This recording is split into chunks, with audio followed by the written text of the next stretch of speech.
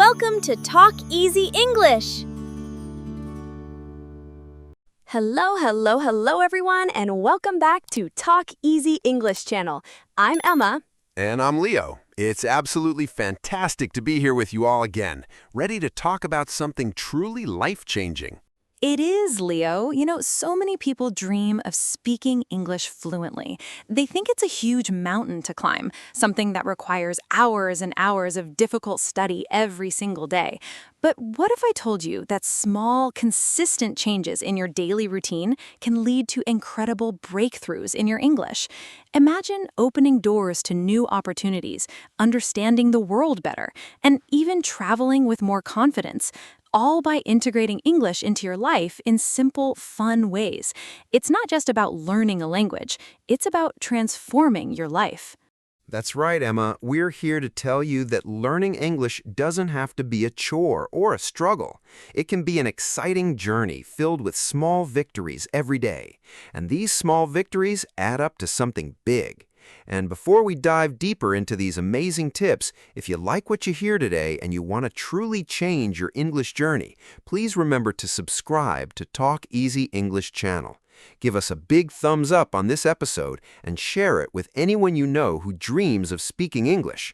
Your support helps us reach more people and bring more life-changing content to you. So, Leo, let's start by talking about why English is so important, not just for learning, but for life itself. Why should our listeners be motivated to make these small changes?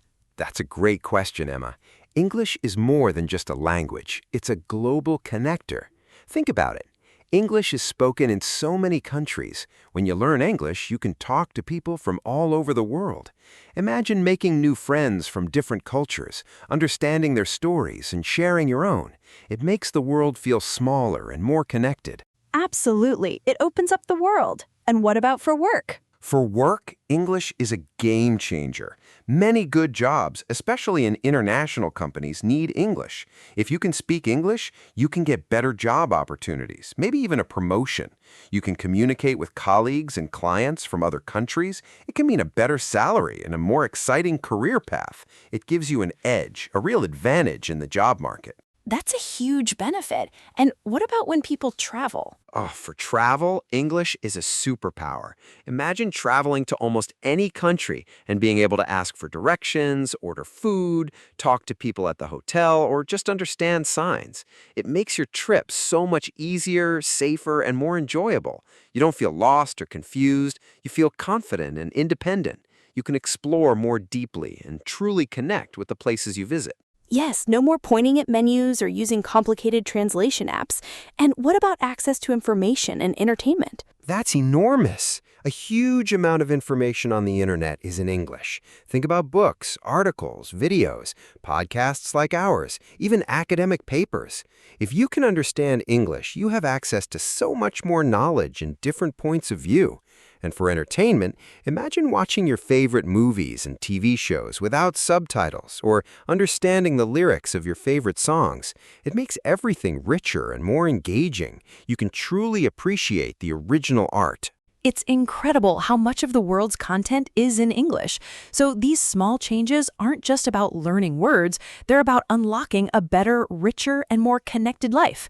Now, let's get into the how. Okay, let's start with our favorite and easiest one, music. Yes, everyone loves music. So instead of always listening to songs in your native language, try to listen to English songs. It's so simple, right? You can do it when you're walking, when you're cleaning your house, when you're cooking, or even just relaxing.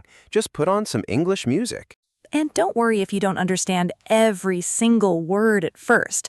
The goal here is to get used to the sound of English, to hear the rhythm of pronunciation. Your ears will start to get trained. Maybe you'll catch a few words you know. Exactly. And a pro tip here, find songs you really like. If you enjoy the song, you'll want to listen to it more. After a few listens, you can try to find the lyrics online. Read them while you listen. You'll be amazed how many words you start to recognize and learn. It's like a fun game. And singing along, even if it's just mumbling, helps with your pronunciation and fluency. It's like a secret language lesson. Next up, TV shows and movies. This is a fun one. Oh, I love this. But what's the best way to do it for beginners, Leo? The best way is to start by watching them with English subtitles. Don't use subtitles in your native language. I know it's tempting, but challenge yourself. That's a brave step, but so effective. Yes, at first, your eyes will naturally go to the English words. You'll be reading and listening at the same time. This helps you connect the written word with the spoken word. If it's too fast, try starting with shows you already know well in your native language. This way, you already understand the story and the characters, so you can focus more on the English. Brilliant! You don't have to guess the plot, so your brain can concentrate on the language. And for our absolute beginners, those at A1 level, what do you suggest? For absolute beginners, cartoons or children's shows are fantastic. They use simpler language, often repeat words, and the characters speak slowly and clearly. Think about shows like Peppa Pig, Paw Patrol, or even classic Disney animated movies. The stories are easy to follow, and the vocabulary is basic. This is a very gentle introduction to spoken English. Yes, they make learning feel like play. And every time you rewatch, you might notice something new. That reminds me, Leo, let's dive into something even more immersive, changing the language on your phone and computer. This is a bold move, but oh so powerful. Think about it. How many times a day do you look at your phone? Dozens? Hundreds? If your phone is in English, every time you use it, you are seeing and interacting with English words. It's true. You'll learn words like settings, messages, gallery, camera, calendar, contacts, share, download, and edit. These are everyday words you use all the time. You learn them not by studying a list, but by using them. Exactly. It's incidental learning. You just pick them up naturally because you need to use your phone. And the best part, you'll almost always understand what the word means because of the icon or the action you're performing. If you really get stuck on a word, you can quickly look it up, but soon these words will become second nature to you. It builds confidence because you're using English in a practical, real-world way. I love that. It makes English feel like a tool, not just a subject in a book. And extending this idea, what about things around the house? Ah, yes, our labeling tip. This is so simple and effective for building core vocabulary. Get some small sticky notes. Write the English word for everyday objects and stick them on the actual object. Like putting door on your door, chair on your chair, table on your table, refrigerator or fridge on your fridge, cup on your cup. Precisely. Every time you walk past the door, you see the word door. Every time you sit on the chair, you see chair. And the best part, say the word aloud when you see it. Oh, there's my bed. I'm turning on the light. This connects the word to the object and the sound of the word, helping your memory and your speaking muscles. It transforms your home into a personal English immersion environment. It's like having flashcards everywhere you look, but even better because they're on the real objects. Leo, this next one often makes people laugh, but it's incredibly powerful for building fluency. Talk to yourself in English. Yes, it might feel a little strange at first, but it's a fantastic way to practice when you are alone doing daily tasks. Just describe what you are doing in simple English. So, like, I am making coffee. I am brushing my teeth.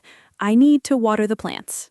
Exactly. Even if it's just one or two simple sentences, this helps you practice forming sentences, connecting words, and thinking in English without the pressure of a conversation with another person. There's no judgment, only practice.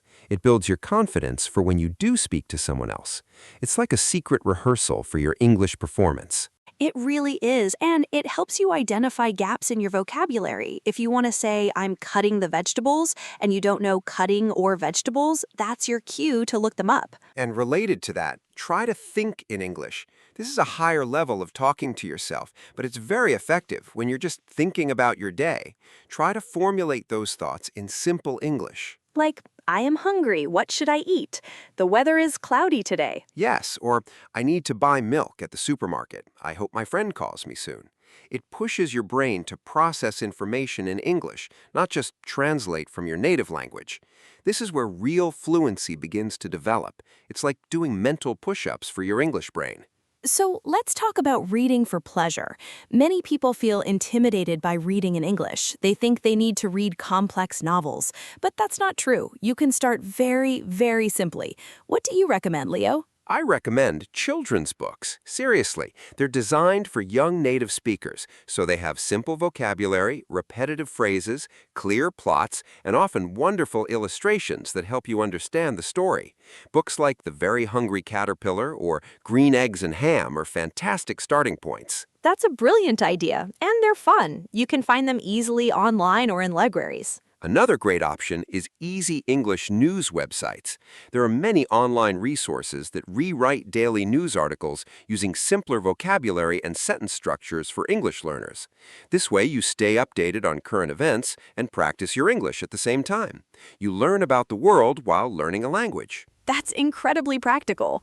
What should our listeners do if they encounter a difficult word while reading? Don't stop for every word. This is crucial. If you stop and look up every single word, reading becomes a chore, not a pleasure.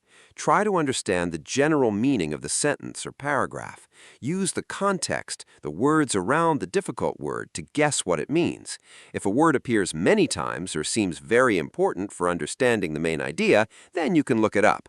But the goal is to enjoy the reading experience and build your comprehension, not to translate every single word. Yes, it's about building a habit of reading in English, making it enjoyable so you keep doing it. Consistency is key. Emma, one of the most powerful and motivating small changes can be to find an English learning partner. This might sound like a big step, but it can start very small. Exactly. Maybe it's a friend from your school or workplace who is also learning English. You can make a pact. Let's speak just 5 minutes in English every day. Or let's send each other 3 messages in English each day on WhatsApp. That's a fantastic idea. Even short, simple interactions can build confidence and reinforce what you're learning. You could ask each other, "How are you?" "I'm good, thanks." "What did you eat for lunch?" "What are you doing this evening?" And the great thing about learning with a partner is that you are both in the same boat.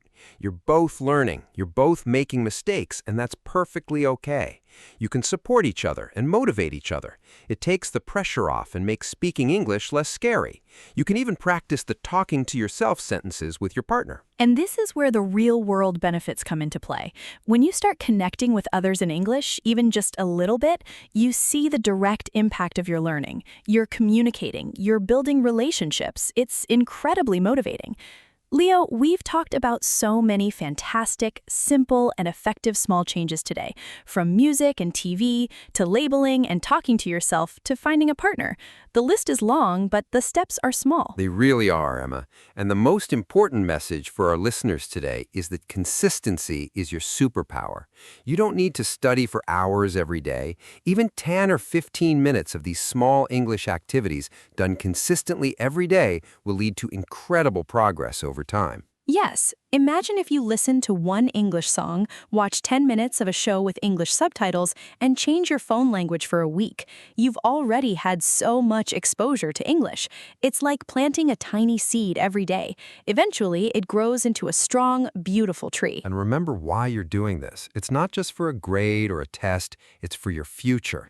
It's for new opportunities, for better jobs, for amazing travel experiences, for connecting with people you never thought you could, for accessing a world of knowledge and entertainment.